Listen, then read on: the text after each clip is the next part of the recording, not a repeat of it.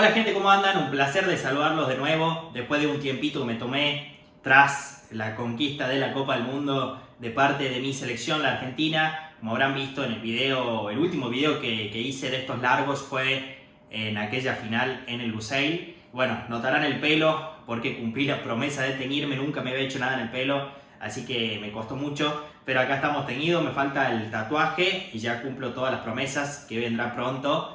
Y hoy estamos acá para hablar un poco de lo que quedó de Qatar. Yo sé que ya empezó el fútbol de nuevo, vamos a cubrir también este año las distintas competencias que se van dando, pero un poco de lo que dejó Qatar quería hablar de lo que me pareció tanto lo malo como lo bueno de este mundial, el primero en el Medio Oriente. Así que vamos a empezar en este video con lo malo, las 5 cosas malas que me parecieron de este mundial un poco distinto a los que veníamos teniendo. Y claro, las cosas buenas vendrán en otro video, que hubo también bastantes. Así que haremos en resumen 5 cosas malas en el video de hoy. No olvides de suscribirte si no lo hiciste. Mi nombre es Matías Sandoval, para aquellos que no me conocen. Soy MS9 y vamos con las 5 cosas malas del Mundial de Qatar.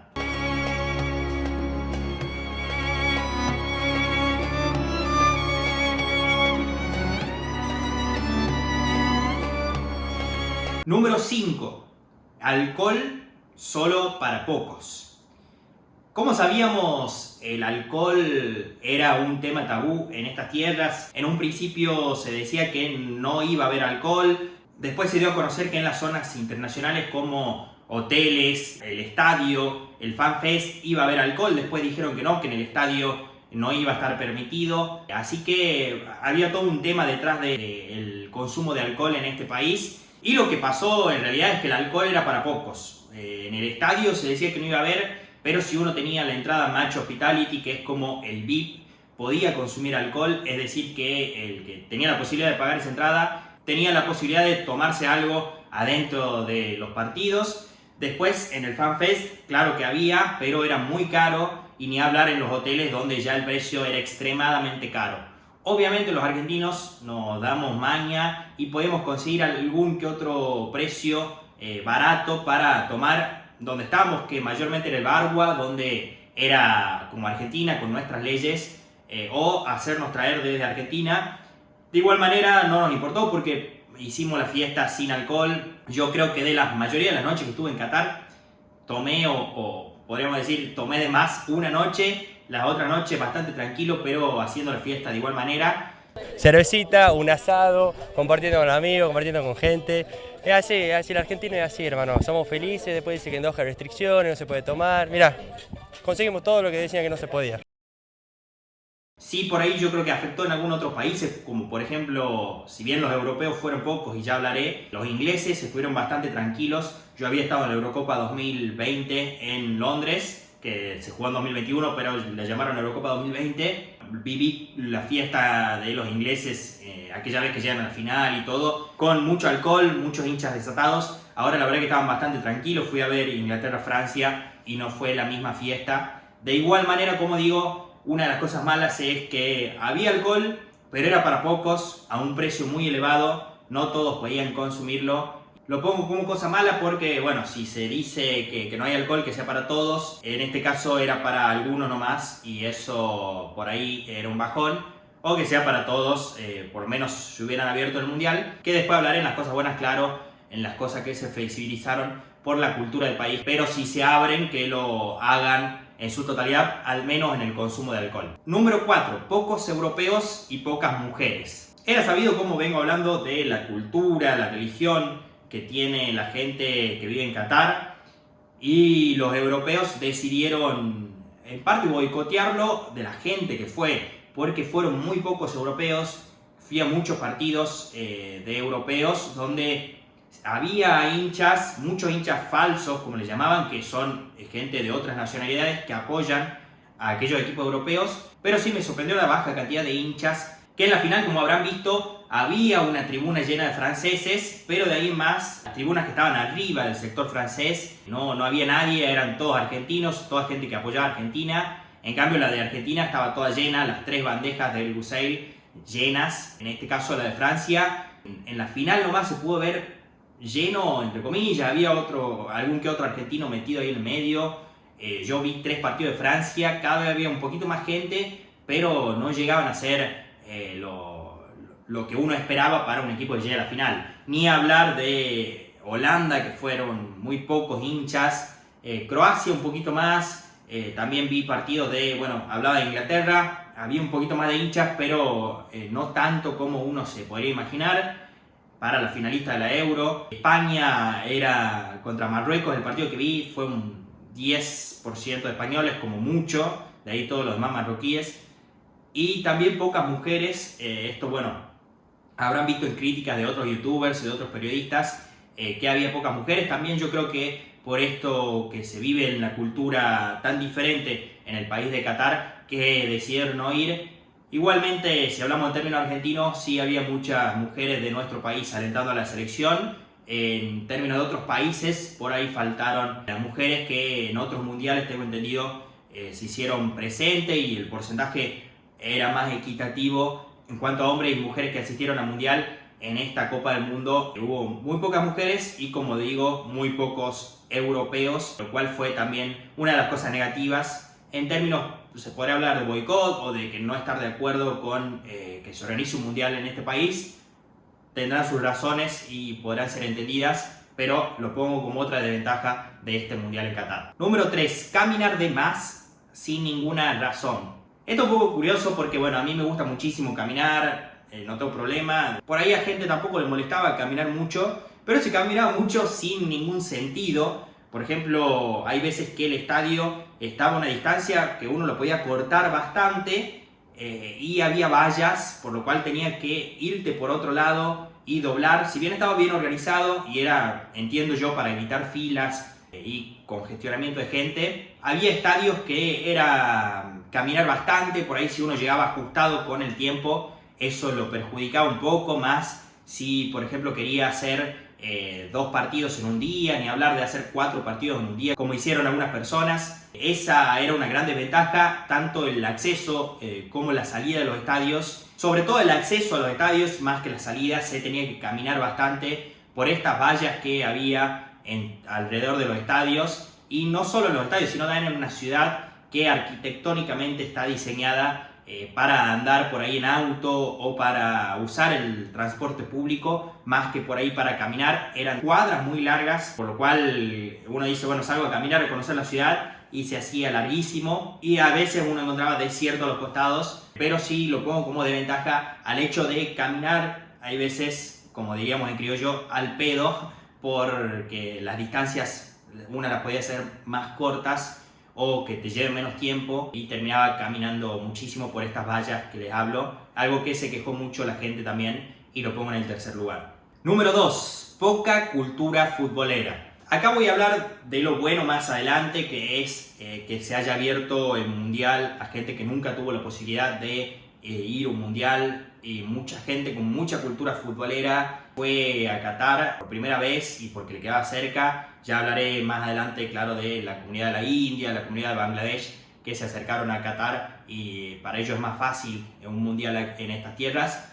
Pero voy a hablar de la cultura futbolera que se vivió en el mundial en particular, quizás por la organización local, quizás un poco también culpa de la FIFA, pero hay varios puntos que me interesa destacar de esta desventaja, que la pongo como segunda. En primer lugar, que llegaba mucha gente tarde a los partidos, sobre todo los locales. Uno lo distingue, claro, por cómo están vestidos. Llegaban tarde. A mí me pasó, por ejemplo, Francia-Inglaterra, que era un partidazo top, que estaba yo sentado en un lugar, el lugar era más arriba, había bajado un poco para ver mejor. Vi que eran 15 minutos, que no llegaba nadie. Voy, me siento. Pueden creer que a los 75 minutos del partido, cuando quedaban nada para que termine la mayor emoción del partido, creo que cercano al penal de Kane, llega un tipo y me dice, no, este es mi asiento. Yo lo miro cómo va a llegar tan tarde a un partidazo. Obviamente los residentes tenían entradas más baratas, algunos le regalaban entradas. Se decía también que abrieron los molinetes para la gente local, pero no te puede interesar tampoco el fútbol para llegar a los 75 minutos de un Francia-Inglaterra cuarto de final del Mundial. Así también me pasó en Croacia-Argentina, donde eso sí me enojó bastante, porque jugaba mi selección, estaba concentrado y llegaron los que se sentaban a la par mía, pasaron por el frente, bueno, en fin, llegaban tarde. Por eso habrán visto los estadios vacíos al principio, después se llenaban de la nada. Poca cultura futbolera en ese sentido. También otro punto de este mismo ítem es el que filmaban todo el tiempo. Yo no tengo problema con que filmen, incluso yo hice contenido adentro de los estadios filmando, pero ya era alevoso, sobre todo, como digo, cuando jugaba la selección argentina. 2 partidos estuve con la hinchada argentina, lo cual no hay problema. Pero otros 2 partidos estuve con la gente local y yo sufría bastante los partidos, gritaba, me enojaba, me emocionaba, festejaba. Y al principio te filman de lejos, después ya pierden total respeto y te acercan la cámara muy cerca tuyo. A mí un poquito eso me molestaba, como que no entienden un código de que uno está sufriendo y viendo el partido y lo toman como un payaso, porque también como que se reían de cómo lo vive uno. Por ahí quizás nosotros lo entendemos más y no filmaríamos de tan cerca a la persona en esos momentos de sufrimiento total que puede dar un partido de fútbol. Seguramente esto habrán escuchado de otros periodistas. Si uno no tenía entrada, si no iba al FanFest porque a veces llegaba tarde, se llenaba, había que hacer mucha fila y no llegaba a ver los partidos y quería verlo en algún bar, algún lugar donde estén pasando el partido, no había. La mayoría de los bares, los restaurantes no pasaban fútbol ni en el centro ni en los alrededores. Bueno, ese es otro punto en desventaja, como que uno tenía que elegir: o dedico el día a ver los partidos o dedico el día a conocer, porque los dos por ahí era muy difícil conseguir un lugar para sentarse a ver los partidos. Y eso tampoco estaba bueno, lo que marca que por ahí quizás a los locales no les interesaba mucho el fútbol en sí, sino más bien venderse como espectáculo. Y por último, algo de la final que entraría en este ítem de poca cultura futbolera fue que estaba pactado que el campeón vaya en un bus por el Boulevard Lusail. El Boulevard Lusail es una calle que se construyó a la par del Estadio Lusail para mostrar la copa a la gente local. ¿Por qué pasó esto? Porque coincidía el día de Qatar, que es el día de la independencia de Qatar, feriado nacional en ese país, el 18 de diciembre, con la final de la Copa del Mundo.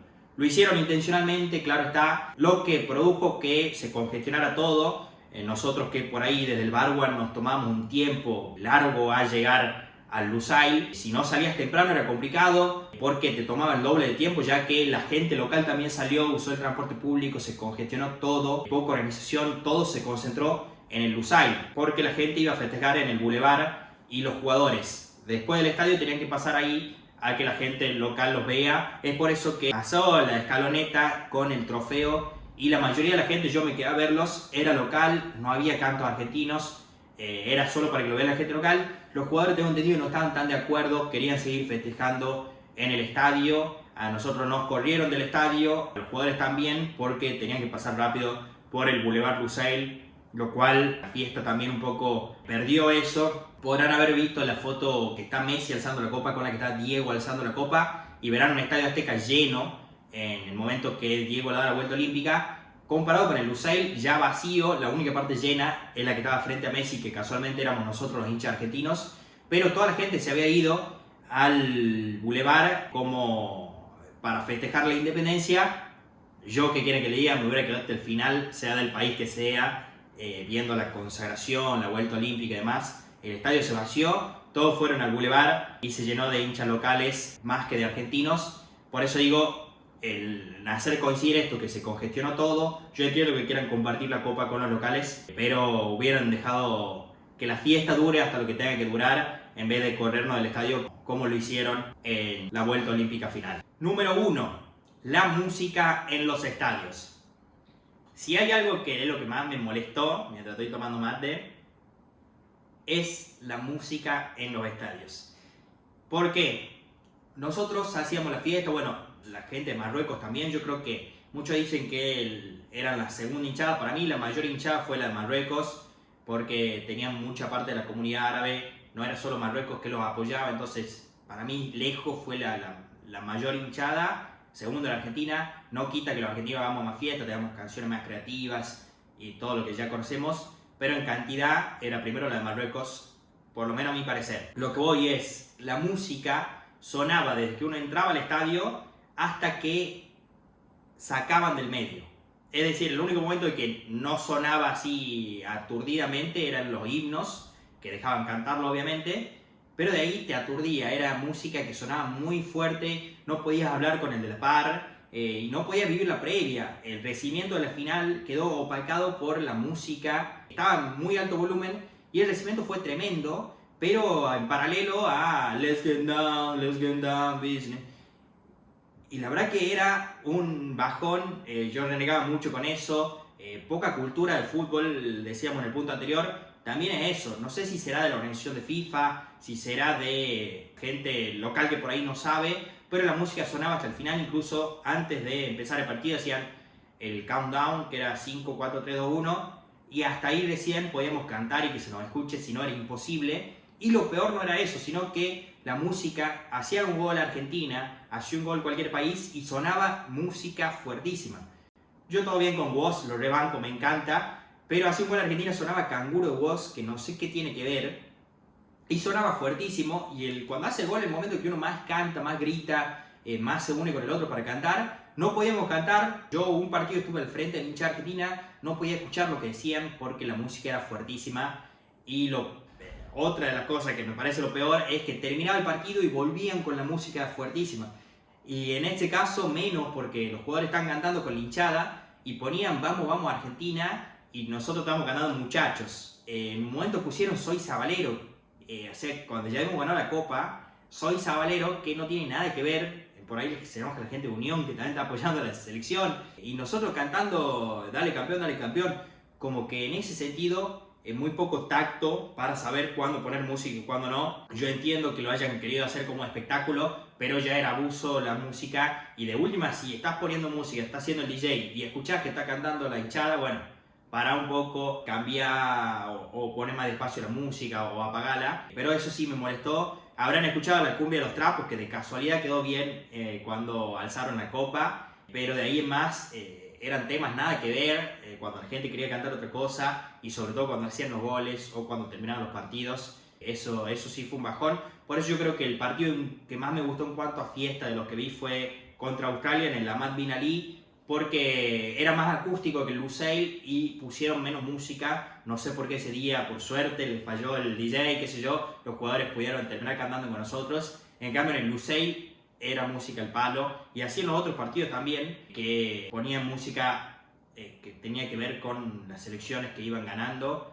y eso lo hizo, la verdad que un bajón, porque no invitaba a vivir la fiesta que estaban haciendo las tribunas. Así que ese es el último punto negativo, el que más me importó a mí, porque la verdad que opacaba un poco nuestra fiesta, y yo renegaba bastante con la música, la poca cultura futbolera que tenía este país que organizó el Mundial. Son las 5 cosas malas de este Mundial que encontré. Quizás, si no quieren llamarle malas, las 5 cosas que no fueron como uno esperaba o que fueron distintas a otros mundiales. Yo, primer mundial, pero conozco gente que fue y que me contó, y estas diferencias están bien marcadas. Así que si te gustó este video, dale like, suscríbete al canal. Nos vemos en el próximo, que van a ser las 5 cosas buenas que tuvo el Mundial de Qatar 2022.